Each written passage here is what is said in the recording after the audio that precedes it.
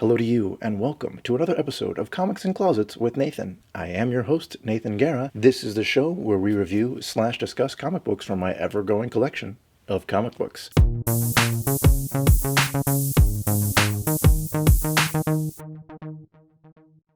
This would be Deadpool issue 41. Boo, whoop.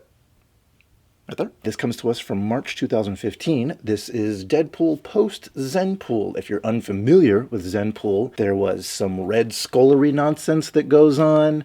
A spell is told at some point, and villains and heroes kind of switch moral compasses, and Deadpool just becomes enlightened and somewhat non-violent. This particular comic book takes place just after that, when he's gotten his memory back and now realizes that there's got to be a happy medium between non-violent Zenpool and kill everybody, teabag everybody, and play with their blood, Deadpool. We get to see a melancholy Deadpool.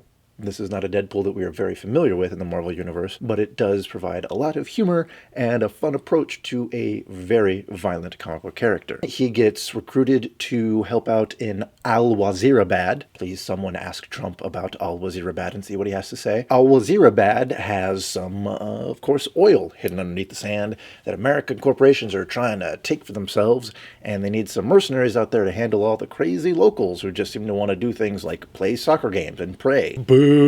So they end up hiring our friendly Mark with a mouth to come over and help them eradicate all of the locals and foreigners to us. However, we get to see as Deadpool struggles with the idea of murdering innocent people and comes to his own conclusion that after doing so many bad things to good people, it might feel good to do bad things to bad people, is sort of the basis for what we got to see in Deadpool the film, which is a bad guy doing bad things to bad people. He's not necessarily a mercenary for hire that is going to battle any and all X-Men to accomplish his monetary needs. I feel like that was a sentence. This particular Deadpool is more of an anti-hero Deadpool. It's a good read. I enjoy it quite a bit. The art is simplistic but enjoyable. We get a sneak peek at his underworld life with his wife. We get a sneak peek at the upcoming villain, which will be Omega Red. So there's a lot that is teased in this. There's a lot that's referenced in this. It's a great comic to kind of sink your teeth into the idea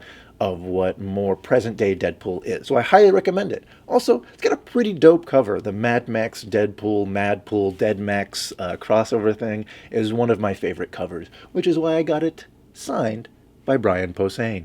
Do we have a picture of Brian Posehn? No? Can we just put like an image of Just Shoot Me or something? That has been another episode of Comics in Closets with Nathan. I was your host, Nathan Guerra. Please join us next time when we review/discuss another random comic from my collection. And do remember, if we don't keep buying them, they won't keep making them.